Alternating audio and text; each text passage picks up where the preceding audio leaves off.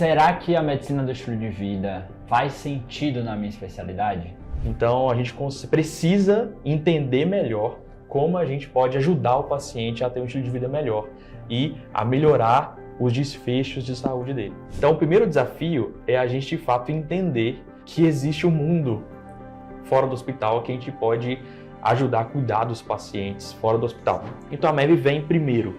Ela me ajuda ampliando o conhecimento como que um paciente HIV eu posso atuar com MEV no acompanhamento dele, mas como que a partir de uma consulta pontual eu posso abrir um caminho de acompanhamento.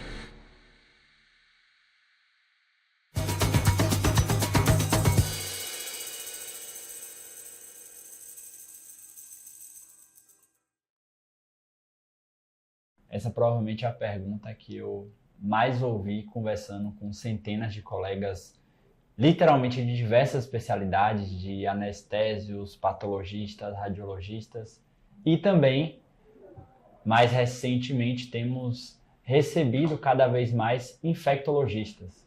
Então hoje a gente está aqui com um amigo pessoal, aluno também da tribo da MEV, que faz parte da nossa comunidade e que tem trilhado esse caminho de trabalhar com MEV na infectologia, especificamente agora também no consultório particular, então nós vamos falar um pouquinho sobre isso também.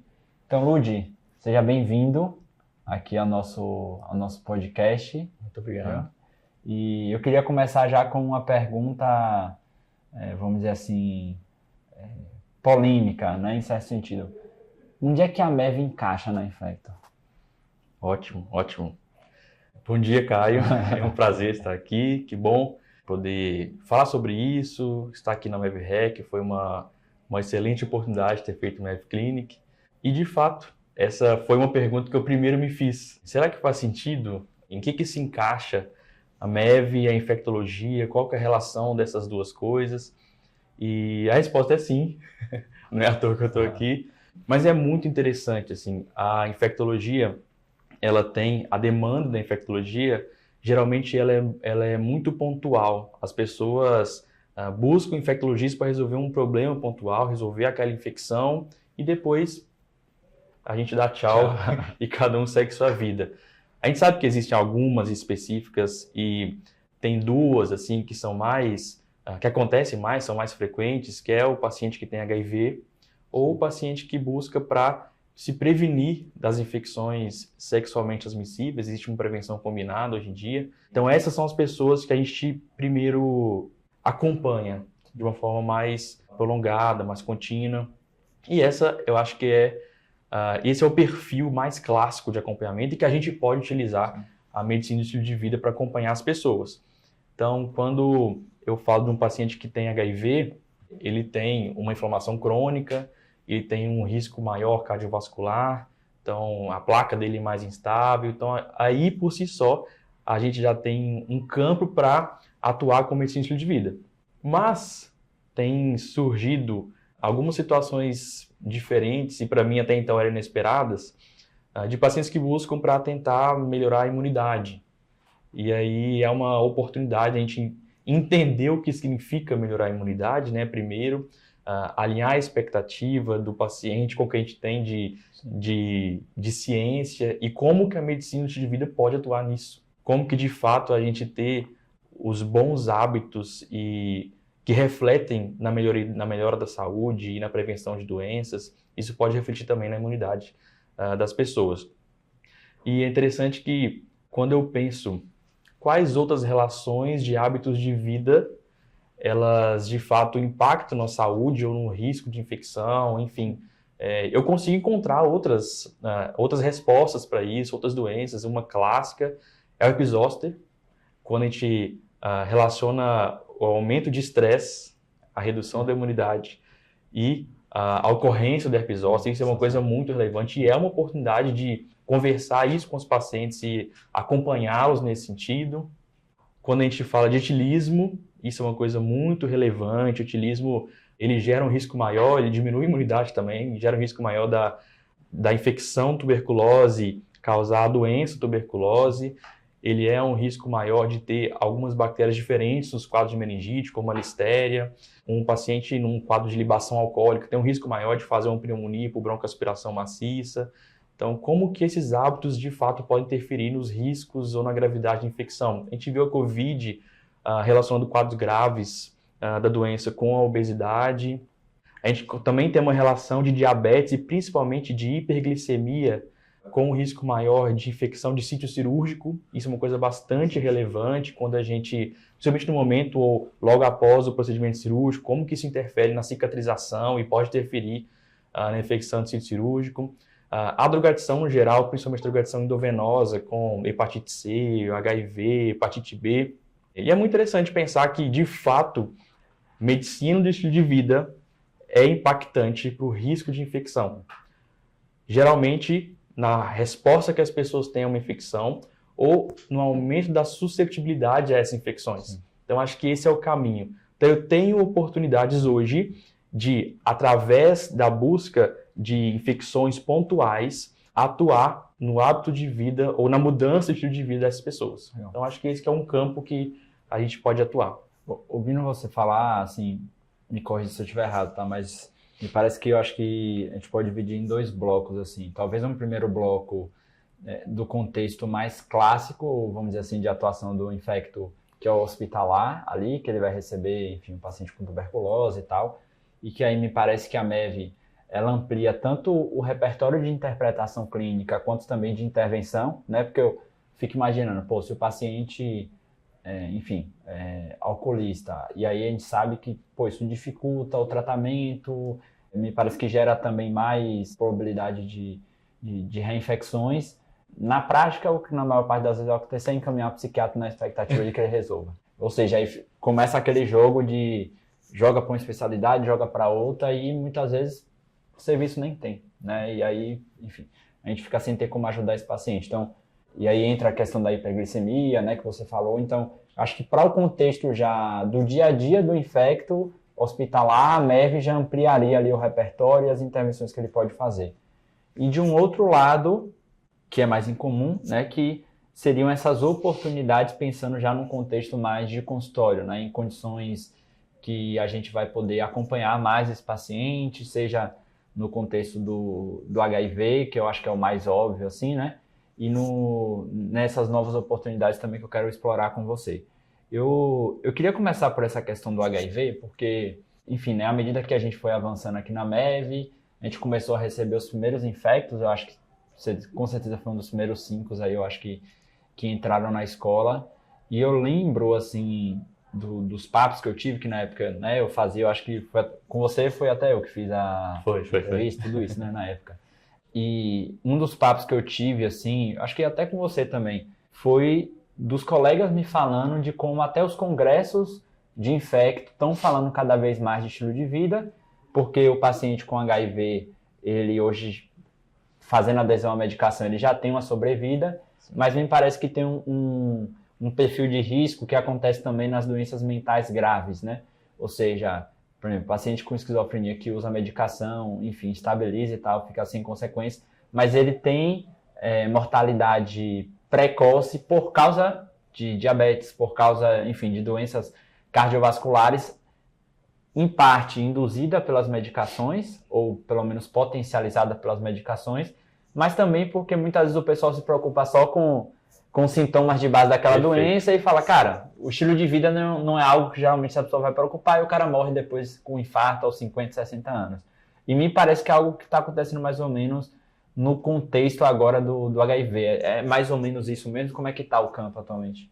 Cara, é exatamente isso. Quando a gente fala de década de 80, início da década de 90, o foco era sobreviver. Como alguém que adquiriu HIV não morre nos próximos meses ou nos próximos anos. Então, em alguma outra instância, a partir dos anos 2000, início dos anos 2000, a gente começou a ter drogas de alta potência e que, de fato, conseguiram manter o paciente tratado. Através disso, apesar disso, com muitos efeitos colaterais, e vários deles relacionados à dislipidemia, alto risco cardiovascular, enfim, a gente conseguiu, com o tempo, melhorar ou diminuir esses efeitos colaterais dos medicamentos. Então, hoje em dia, os medicamentos que o paciente HIV usa, classicamente, ou primeira escolha, são medicamentos que têm, a gente fala, uma alta barreira genética, então ele consegue segurar bastante as mutações e tem os efeitos laterais muito baixos, muito pequenos, assim, uma frequência muito baixa. Mas a presença do vírus, ela é um fator que aumenta a inflamação e faz uma inflamação crônica, subclínica. Então, de fato, a sobrevida dos pacientes permitiu uma expectativa de vida praticamente ou muito parecida com a da população geral. E aí os congressos hoje têm trazido, agora esse paciente sobrevive muito mais na vida dele, mas ele está tendo mais infarto, ele está tendo dislipidemia. A gente precisa se preocupar com o HIV idoso. Então, tanto o HIV idoso, porque ele adquiriu na terceira idade, quanto o HIV que viveu por muito tempo com HIV, o paciente que viveu muito tempo com HIV, e agora ele é um paciente idoso. E já com uma carga de inflamação crônica muito importante. Então, os congressos têm trazido essa discussão. É interessante que o início dessa discussão veio com HIV e terceira idade. E a partir dessa discussão HIV e terceira idade o que isso significa? E aí chega no estilo de vida. Isso deságua para o estilo de vida. A gente está vendo pessoas chegarem aqui agora. E os que estão começando, os que são jovens agora, o que a gente precisa fazer para manter essa qualidade de vida, para diminuir esse risco cardiovascular, ou para evitar que esses eventos aconteçam e permitir que esse paciente tenha uma qualidade de vida melhor? Esse é o campo clássico da MEV. E, de fato, essa é uma discussão que tem começado a aparecer para a gente. E, nesse contexto, a MEV faz absurdo sentido na sua atuação clássica dos pilares, né? Então, a gente precisa entender melhor como a gente pode ajudar o paciente a ter um estilo de vida melhor e a melhorar os desfechos de saúde dele. Legal. Eu acho que essa talvez seja a oportunidade, vamos dizer assim, mais clássica para um infecto hoje, por exemplo, que quer ir para o consultório particular, né? Então, assim, acho que grande parte, talvez se não todos, pelo menos dos que da corte aí que eu recebi, né? Ou seja, dos primeiros que entraram, que passaram por mim na entrevista para entrar na formação, todos eu me lembro que tinham uma expectativa de iniciar o consultório particular, né? Vieram fazer a formação de MEV com essa expectativa, seja de uma transição total, seja de uma transição parcial, né? Que são possibilidades diferentes. Você, como infecto, quais são os desafios que você acha que o infecto tem para iniciar o consultório particular, né? Que é uma jornada que você está vivenciando, e como é que você acha que a MEV pode talvez facilitar ou criar mais oportunidades nesse contexto? Sim, ótima pergunta. Primeiro, a gente começa da nossa formação. A formação do infectologista, ela é muito hospitalista. Então, obviamente que a gente passa em ambulatórios, a gente tem muito acompanhamento de paciente ambulatorial, mas é muito comum que a gente valorize bastante o infecto no hospital. E, de fato, o infecto no hospital, ele tem o seu campo e é muito importante. Eu trabalho no hospital, muitas vezes isso chama muita atenção, e isso aqui está no coração do infecto, digamos assim, né? As bactérias multiresistentes, os pacientes graves, a UTI, enfim, ou quem chega no PS, a investigação diagnóstica hospitalar. Então, a nossa formação leva muita gente para isso. Então, o primeiro desafio é a gente, de fato, entender que existe um mundo fora do hospital que a gente pode ajudar a cuidar dos pacientes fora do hospital. Geralmente, quem vai para fora do hospital, e agora falando do contexto particular, eu trago agora essa discussão para antes da infectologia. Talvez no curso de medicina, a gente não tem direcionamentos muito adequados, pelo menos não tinha na minha época, acho que cada vez mais a gente tem conseguido ampliar essa visão, mas a gente não tinha direcionamentos adequados de como iniciar um consultório particular. Primeiro, que o consultório particular é uma coisa muitíssimo distante, né? Por que particular, né? A saúde é uma coisa acessível a todos e agora eu vou usar o dinheiro para isso. Então, a gente passa por essa discussão, entendendo melhor, né, que de fato esse oferecimento de saúde é algo muito justo, legítimo e tudo que a gente pode oferecer para o paciente. E o segundo desafio o infecto geralmente não é a especialidade de primeira demanda. Então, já excetuando o paciente HIV, Ninguém acorda numa ninguém acorda segunda-feira assim, nossa, vou marcar uma consulta com o meu infecto de rotina. Geralmente não tem isso. Então, geralmente, o infecto ele recebe encaminhamentos de outros médicos, tá?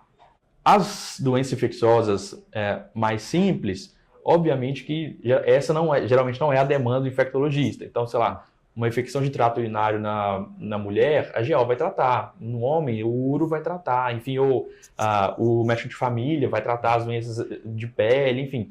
Ou o dermatologista. Geralmente a gente não tem essa demanda. A nossa demanda geralmente são pacientes que têm algumas questões com alguma complexidade maior e que são encaminhadas de outros especialistas.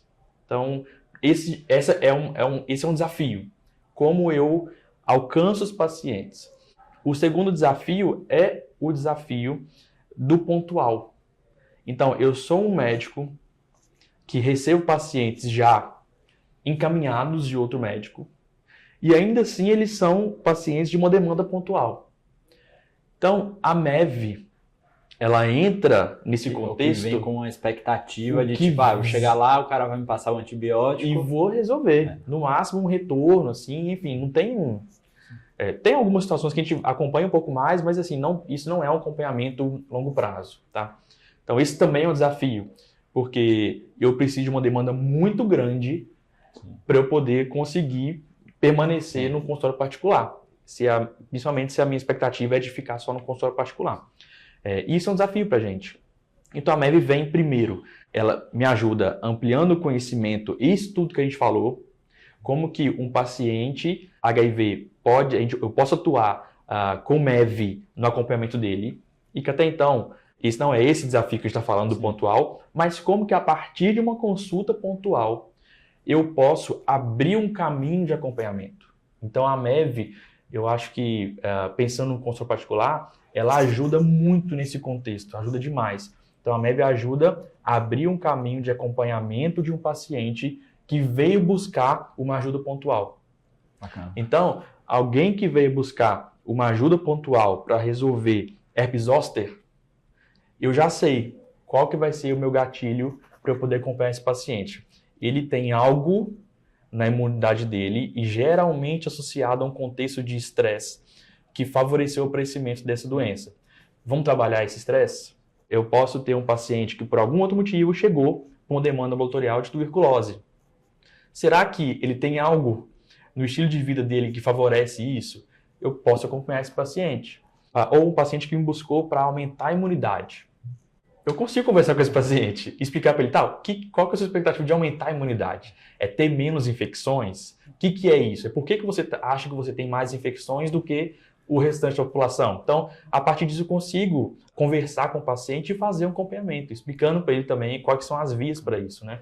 Você tem se desenvolvido e aprendido com os conteúdos aqui do podcast do MevHack, então eu tenho uma oportunidade para você. Para ir rapidinho o que você está fazendo agora, você vai lá no perfil do MevHack e você vai ter a oportunidade de avaliar esse podcast com a quantidade de estrelinhas ali que você achar que o conteúdo daqui agrega de valor para você. Lembrando que essa é uma forma também de você demonstrar a sua gratidão e a gente vai podendo criar esse ciclo aí de perceber que a gente tem feito diferença na vida das pessoas e que você vai poder fazer a diferença também na vida dos seus pacientes. Então, convido você a avaliar o podcast, seguir também para receber todas as notificações. Cara, eu queria...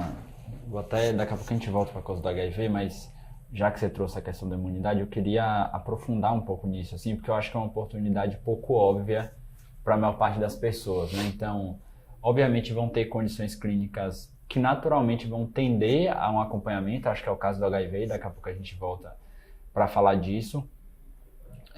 Mas eu acho que tem uma outra mentalidade, que é isso que a gente está trazendo, que é, o paciente às vezes ele vem com a demanda pontual, a partir daquilo ali a gente levanta coisas que muitas vezes não está no campo de visão dele.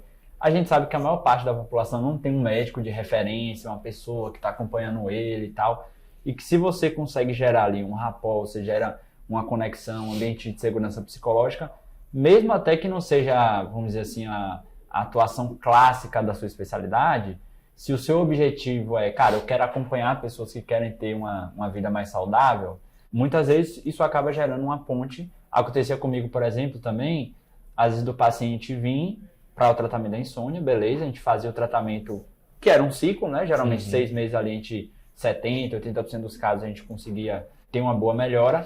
Só que uma parte desses pacientes, ele gerava tanta confiança, enfim, a gente acabava também explorando, né, outros elementos da saúde dele, que ele falava, cara, eu quero continuar acompanhando com você, mesmo que o meu problema do sono aqui já tá resolvido, né?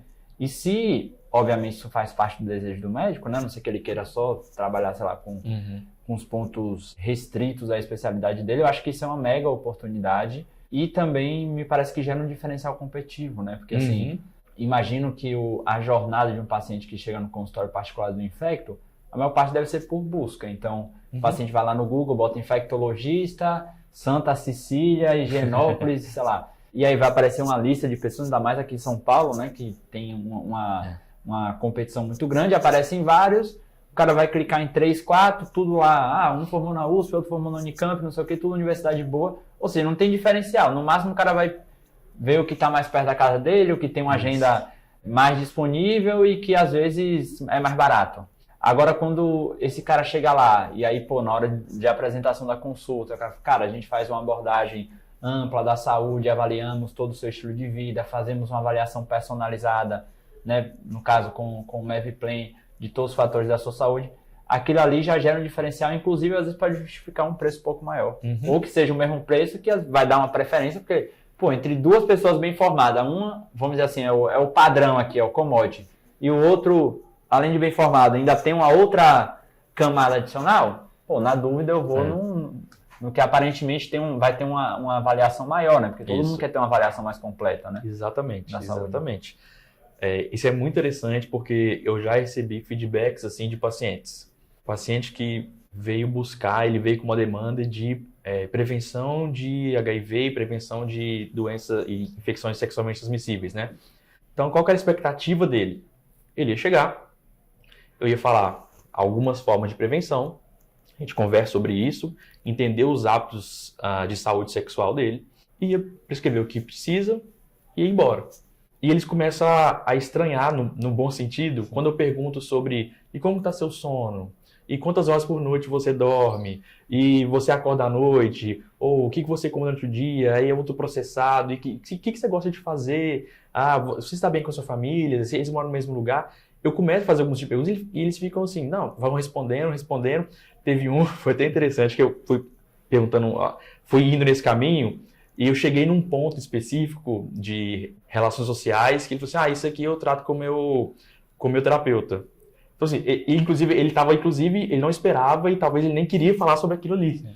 Então, aos poucos ele foi entendendo do que se tratava, né? Por que o restante da vida dele importava para a prevenção de infecções para ele. E alguns deles chegaram depois, falaram de como que isso foi importante para eles continuarem nesse acompanhamento. Disse, olha, esse médico, ele pergunta sobre outras coisas da minha vida. Então, de fato, isso é um diferencial. E, de fato, os pacientes reparam isso e eles querem isso.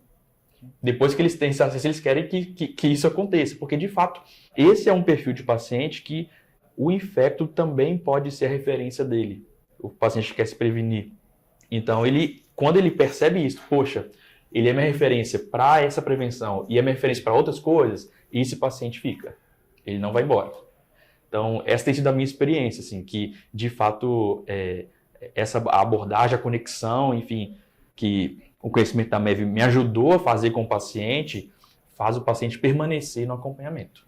Teve você contou um caso aqui, mas assim, tem algum caso que te marcou mais de um paciente que veio por uma demanda aparentemente pontual, que talvez a partir da avaliação de MEV, a coisa foi por um caminho diferente, assim, do que seria, vamos dizer assim, o óbvio ali, olhando como um infecto? Teve uma paciente específico da imunidade. Ela tinha tido 3 infecções recentes no mesmo ano. E isso assustou ela. Ela falou assim, poxa, tive essas 3 infecções aqui e minha imunidade está baixa. Então vou procurar para não ter mais infecções. E na conversa veio o MEV em peso e na nossa conversa, ela foi manifestando situações da vida dela, situações dos hábitos de vida dela, e foi basicamente isso. Então, no fim das contas, as infecções elas foram coisas pontuais, que tinham os seus motivos específicos para cada uma delas, e a consulta foi MEV. E essa paciente continuou na MEV, e o retorno dela também foi com pactuações que a gente fez no contexto de MEV. Então, ela não tinha mais, por exemplo, na segunda consulta, ela não tinha mais as dúvidas ou as questões da infecção. De infecto, não era tinha mais isso, não tinha mais. Então, essa foi uma Você paciente que não me tinha chamou a HIV, atenção. fizemos Não aqui tem, é hemograma, isso. tudo. Fiz a avaliação das vacinas, tá tudo ok. Tá, beleza. E essas outras partes, e os pilares da sua saúde, né? E a gente começou a conversar sobre isso. E essa foi a demanda da paciente para mim. Que pra gente isso é uma coisa nova, né? Como que ela traz algo de infecção e de repente a gente está acompanhando outros contextos de vida dela. Então esse foi um caso interessante, assim, que a gente fugiu bastante da infectologia. Mas no geral, eu consigo manter o acompanhamento do paciente no contexto da MEV e ainda tem alguma questão da infecto.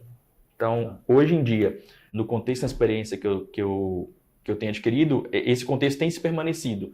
Ou por uma questão marcante, ou por uma questão de risco e se mantém. Sim. Então, Sim. basicamente tem sido isso. E aí eu acho que talvez tenha a situação mais clássica, né, que eu acho que é a oportunidade mais óbvia, que são os pacientes com HIV, né, em que esse, vamos dizer assim, naturalmente o infecto vira o clínico, né? Tipo assim, ninguém mexe em nada porque na dúvida pergunta tudo, fala com o seu infecto, né? Ainda fala assim, o médico tal pediu fazer isso, é para fazer?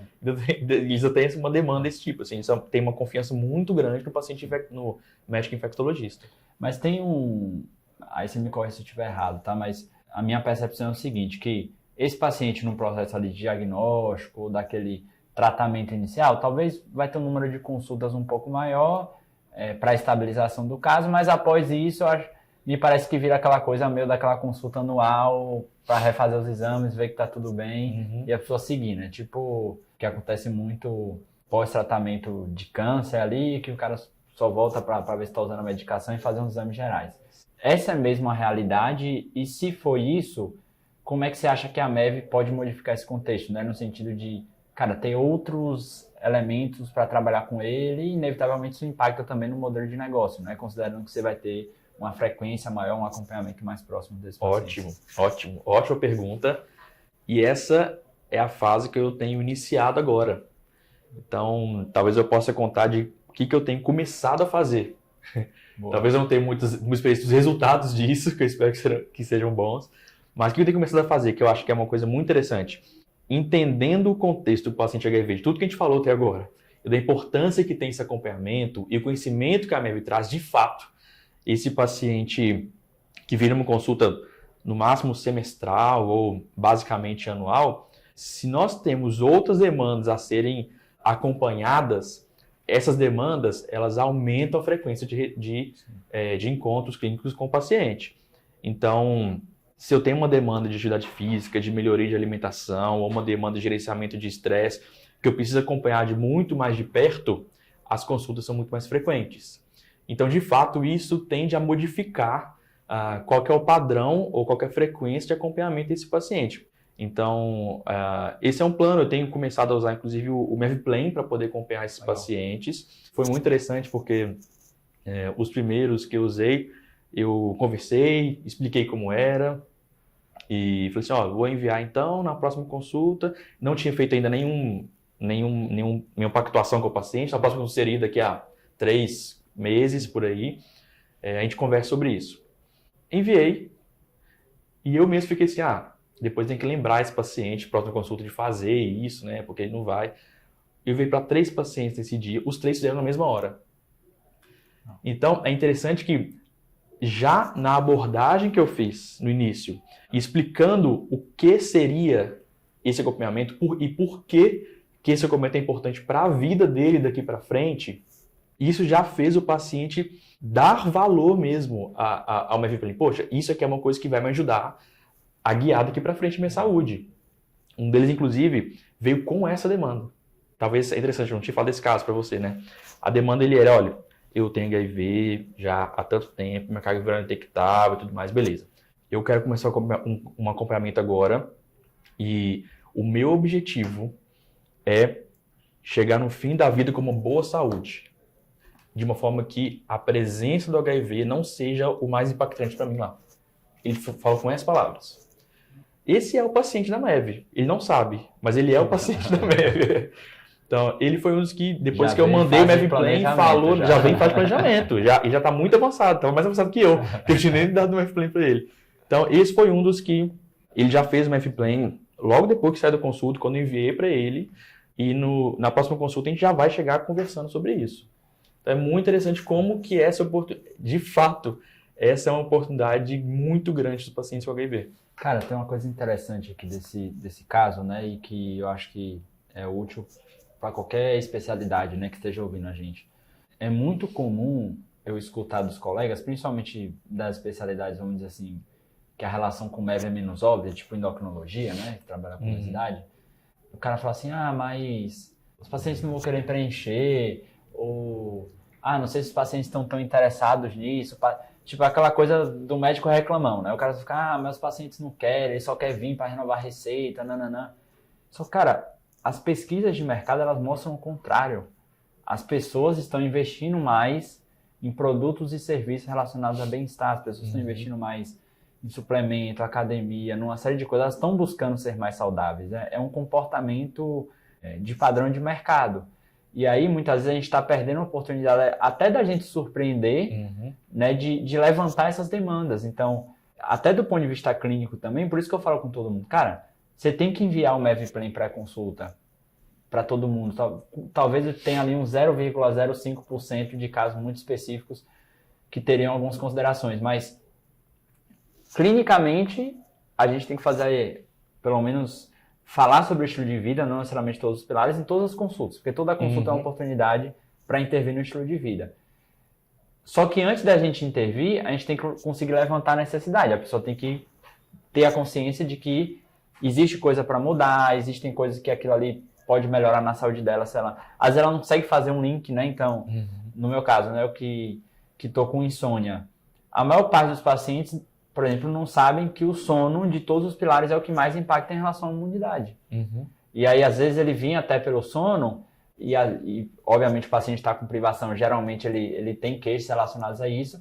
E aí, ele acabava me pedindo, mas não tem um suplemento, alguma coisa? Eu falei, a gente pode até avaliar essa questão de vitaminas e tudo, mas o que mais vai impactar é a privação de sono. Então, se a gente bota energia para resolver isso, naturalmente, você vai ter uma melhora da sua imunidade. Então, se a gente, vamos dizer assim, levanta a primeira necessidade, levanta a bola, e o próprio paciente olhando o resultado, ele fala, caramba, realmente aqui tá vermelho, tá amarelo, cara, tem uma oportunidade aqui para modificar, depois aí sim a gente vai para a fase de planejamento, desses outros fatores, né? Então, às vezes a gente tem um preconceito, né? Um conceito pré-concebido de que as pessoas não têm interesse, só que na verdade o mercado está mostrando o contrário, né?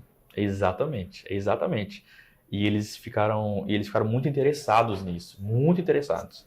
Mais do que eu. Não que eu não esteja interessado, mas me chamou muita atenção que eu pensei, nossa, eu tenho que lembrar depois, porque eu tenho que lembrá-los de fazer isso antes da consulta. É interessante, você falou do médico reclamão, né? Eu falei assim, eu tenho que explicar bastante ao paciente, olha, é um formulário que demora um tempo, então se dedique para fazer, não vai fazer qualquer hora, enfim. Que eu estava talvez nessa posição, assim, de, poxa, esse paciente, ele vai parar para fazer formulário? E sim, ele para para fazer. E isso chamou muita atenção. Isso foi uma coisa realmente marcante. Eu acredito, por esse início, que esse vai ser uma regra daqui para frente, assim. Então, o paciente valoriza a saúde dele, ele está ali por causa disso, para fazer esse acompanhamento, e isso é uma coisa que amplia muito a própria visão dele sobre a saúde dele, assim. Talvez ele chegue com a ideia de que a minha saúde é ter ou não o vírus replicando e ter o CD4 alto ou baixo. E aí ele começa a perceber, poxa, minha saúde é mais do que isso. É muito mais do que isso. E como é alguém que já estava preocupado, porque ele queria preocupado com o vírus, começa a preocupar além do vírus, preocupar com ele mesmo, né, com os hábitos dele. Então, ele vai fazer esse formulário. Eles têm feito esse formulário. Você já parou para calcular qual o impacto que a falta de ferramentas e habilidades específicas de medicina do estilo de vida tem hoje no seu atendimento e na saúde do seu consultório, da sua clínica? Então, eu tenho uma oportunidade para você. Nesse momento, a gente está com as inscrições abertas para você poder se candidatar a participar da próxima turma das nossas formações de MEV. Aqui na descrição desse podcast você vai ter um link e nesse link você vai poder colocar suas informações e a nossa equipe vai poder avaliar se realmente é o momento adequado para você, se a nossa formação realmente vai poder agregar valor para você. Você vai ter uma consultoria gratuita ali da nossa equipe e fazendo sentido, tendo esse alinhamento, vai ser um prazer ter você junto com a gente e poder ver o avanço da sua carreira de pessoas sérias, de pessoas éticas que estão comprometidas a entregar o melhor para os seus pacientes. Cara, pegando esse gancho aí, eu sei que é algo recente, né, que você começou a trabalhar, mas eu acho que é uma oportunidade aqui, já que,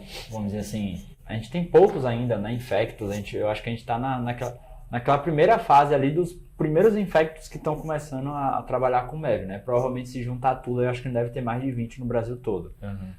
Como é que está sendo trabalhar com os planos de acompanhamento? Eu sei que você estava no processo de estruturação, né, de apresentar até essa lógica para o paciente, né? Sim. Talvez o HIV já vem mais com a expectativa de que vai acompanhar, mas de ter esse acompanhamento mais próximo, assim. Tá, entendido. Na minha fase de testes ainda, o que eu tenho feito? Eu tenho um material e eu tento personalizar esse material. Então, enquanto eu estou no início e eu tenho mão para isso, eu tenho feito um material personalizado. E nesse material, é um material em PDF simples, assim, com algumas poucas páginas. Tipo um pós-consulta, né? É um material tipo pós-consulta. Tipo pós-consulta, isso mesmo. Lá eu tenho as explicações, uma coisa muito rápida para facilitar, enfim, a explicação mesmo já dou na consulta, né? E tem um plano. Realmente eu coloco como se fosse uma linha histórica, sabe? Uma linha cronológica, e eu coloco quais são as consultas, quantas são as consultas, qual é o nosso objetivo, enfim, qual é a frequência. Eu tenho apresentado esse plano e enviado para o paciente. Então, essa que tem sido a minha experiência, assim. Você está nos primeiros que estão Eu estou nos primeiros que estão nesse processo. Como eu ainda tenho feito esse processo ainda com os pacientes que têm HIV, ele tem sido um pouco mais fluido, porque são pacientes que já vem com uma expectativa. E eu tenho uma paciente que não tem HIV, que foi a paciente da imunidade e que a gente apresentou para ela também esse plano. Então, eu estou começando agora, mas parece que atualmente tem sido esse o meu teste, sabe? Esse que é a minha forma de tratar com um plano de acompanhamento diferente de consulta aqui e depois a gente vê a próxima consulta, sabe? Legal. Bacana demais. Pô, Udi, acho que assim, a gente passou pelos pontos principais aqui. Cara, e queria te pedir por último, acho que você já completou um ano aí, né, de formação, do processo, desde que você iniciou, né? Sim. Esse processo todo de mudança. Eu acho que se você fosse talvez mandar um recado para um Udi de 2 anos atrás, que talvez seja um infecto que esteja ouvindo aqui a gente, ou um colega às vezes de outra especialidade, talvez não tão óbvia, né, de relação com a MEV, que está nessa coisa do, cara, não sei... Enfim, com a segurança natural de você sair de um espaço conhecido, né, que é vamos dizer assim, a linha de carreira comum, talvez. Não sei se foi o seu caso, mas eu, por exemplo, quando eu comecei o consultório particular, eu não conhecia um médico de família que vivia 100% de consultório particular. Conhecia assim, um cara que tinha um consultório, atendia um dia e tal. Ou seja, você vai no escuro, né, na confiança de, cara, faz sentido, tem uma demanda, acredito no meu potencial de entrega. Então, qual mensagem final você daria aí para... Ótimo. Eu tenho uma mensagem, sim, para você. Foi propaganda, né? Para você que está aqui nos assistindo. Primeiro, vale muito a pena. Vale muito a pena. Comece. Tem muitas pessoas que já começam já no consultório particular, já com muitos pacientes, tem outros desafios. Eu só trabalhava em hospital. Eu ainda trabalho em hospital, então eu faço hospital e o consultório particular. Mas comece. Quando eu comecei o curso, eu não estava no consultório particular. Eu comecei o curso para me preparar para o consultório particular. E eu lembro que no primeiro mês, ou nos primeiros 2 meses, assim, eu ficava com a impressão de que, poxa, eu podia estar fazendo e exercitando ao mesmo tempo, e eu não vou conseguir fazer isso, vai ser uma coisa teórica.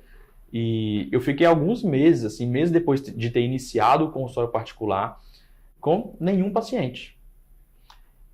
E eu achei que, poxa, vai ser um conhecimento que eu não estou utilizando, eu vou esquecer, e não foi. Até porque as consultorias e o acompanhamento que a gente tem no Web Clinic são muito práticos, são com muitos exemplos, tem muita história real ali. O compartilhamento de outros médicos também, quando a gente faz o momento da consultoria em conjunto, também é muito rico, muito rico. E quando eu comecei assim, tá, agora eu não vou saber fazer. Óbvio, isso é o que todo mundo em todo o processo inicial pensa, né? Então, primeiro, vale muito a pena, faça, inicie.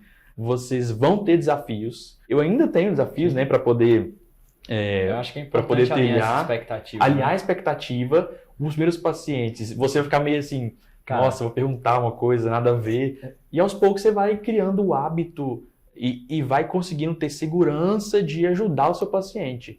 Então, quando você alinha um propósito e entende, obviamente todo mundo aqui são médicos formados, adultos, enfim, a gente tem a ideia de que, poxa, eu vou de novo estar nessa situação frágil, iniciante e dá a impressão de que você tem algo sendo perdido aqui. Na verdade, é como qualquer outra construção do zero. Então, vale a pena, faça o MEV Clinic, avance nos conhecimentos do MEV. Isso é uma oportunidade muito importante de aumentar o seu conhecimento, de ter um diferencial. É uma oportunidade de dar mais segurança para poder acompanhar o seu paciente. É uma oportunidade de você ter um caminho novo, principalmente no consultório particular, e pode começar sem saber. Você necessariamente vai começar sem saber. E com o tempo você vai adquirindo conhecimento, adquirindo experiência e vai conseguindo trilhar com mais segurança o seu paciente. Pô, legal. Cara, você falou da questão de expectativa, né? Só para não deixar passar isso aqui.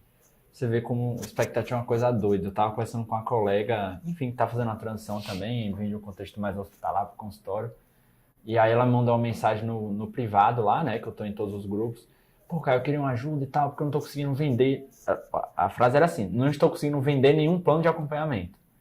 Aí eu, tá, me explica como é que você tá fazendo, tal, nananana. Aí tem uma hora que eu falei assim, para quantos pacientes você apresentou? Ela, não, apresentei para 25, 9 compraram. Eu falei, nossa! E você não tinha vendido nenhum. Mas por algum motivo na expectativa dela, tipo, ela ia apresentar pra todo mundo ia fechar. Falei, cara, obviamente, né, que não existe isso, né? Tipo, como qualquer coisa na vida, vão ter parte das pessoas que vão estar prontas, vão ter parte das pessoas que não vão estar prontas, que vão maturar, às vezes vai voltar depois de 6 meses e vai entrar no plano de acompanhamento. Então, toda a nossa carreira na medicina, a gente constrói ao longo do tempo. Você faz clínica, depois você faz uma sub, às vezes você ainda vai fazer um fellow de não sei o quê. Você não sai da residência e você já vai para o cargo de coordenação, você vai ali, vai galgando. Mas por algum motivo, na hora que a pessoa vai construir o consultório particular, ela tem a expectativa de que em 3 meses, cara, tudo vai acontecer, né? E aí eu acho que, para mim, o que fica da sua mensagem, né, assim, cara, você não precisa estar com as coisas prontas para iniciar, né? Eu tive a oportunidade de começar mais cedo, no meio da residência. Pô, talvez tenha sido uma das melhores decisões que eu tomei na vida, porque acelerou ali 2, 3 anos que eu poderia. Mas, cara, a cada 6 meses, 1 ano que a pessoa deixa aquela decisão para frente, é mais 1 ano que ela vai ter de amadurecimento até aquilo ali acontecer, né? É isso aí. É exatamente isso. E quando eu pensei no consultório particular, e foi lá que eu te conheci, eu entendi, poxa, isso daí vai ser uma coisa diferencial. E isso tem 2 anos, agora que eu estou colhendo essa ideia que eu tive lá há 2 anos, né? Então, vai chegar uma hora, isso vai ser muito relevante para a sua prática clínica. E os pacientes, agora falando para o infectologista, né? Se você acha que você não está, que isso é novo para você, isso é novo para o nosso paciente da infectologia também. Ele também não tem expectativa de acompanhamento. Então você vai trazer uma novidade para ele. apesar de não ter expectativa de acompanhamento, ele tem expectativa de melhorar a saúde dele. Então, essas duas coisas vão se encontrar. E é nesse encontro que a gente tem essa oportunidade de seguir esse paciente. E tem uma frase que eu gosto sempre de lembrar, assim, principalmente nesses casos, enfim, que são mais novos e inevitavelmente mais difíceis também, né? Eu digo, cara, se é difícil para você, é difícil para todo mundo. E essa é a parte boa, porque você pensa no caso da endócrino, que é uma coisa meio óbvia, cara, a MEV hoje já é quase que pré-requisito, assim. Tipo, é para você começar a jogar o jogo, entendeu? Você poder entrar no campo, assim. Então, na Infecto, em outras especialidades, é isso. A gente não tem nem 20, 30 pessoas no Brasil que estão fazendo isso, né? E aí tem aquela coisa de que, obviamente, quem chega primeiro bebe água mais limpa, né? Então, o que é que eu estou enxergando, né? De alguma forma, o mercado no sentido o perfil de comportamento das pessoas com HIV já está mudando a expectativa Exatamente. do que ele quer ter de um infecto, né? Possivelmente esse paciente está indo no infecto, indo no nutro, indo em outras especialidades, porque ele não encontra isso no infecto. E por outro lado, a gente tem pouquíssimos infectos, para não dizer quase ninguém, trabalhando com essa abordagem. Ou seja, a gente tem uma lacuna. É exatamente isso. A gente tem uma oportunidade de mercado que é demanda alta e baixa oferta. Exatamente. Né? E é justamente aí que surgem as oportunidades. Aproveite. Agora é o momento. Ludi, obrigado eu que agradeço, pelo seu tempo. Acho que vai ficar uma mensagem aí de inspiração, às vezes, cara, ouvir uma pessoa que está trilhando esse caminho, eu acho que já traz uma esperança ali para a pessoa de que é possível, né? De que tem um caminho ali a ser trilhado. E esse foi mais um episódio do MEV-REC. Nós teremos agora em agosto, né? Caso você deseje conhecer a medicina do estilo de vida, nós estaremos fazendo o maior evento de MEV fora dos Estados Unidos, que vai ser o MEV Global, com mais de 600 colegas médicos aqui reunidos conosco. Teremos palestrantes aí de 14 países já confirmados e pode ser a sua oportunidade de conhecer, aprofundar na medicina do estilo de vida e também de fazer parte aqui da nossa comunidade. Esse é o MEV-REC, o podcast mais MEV do Brasil. Até o próximo.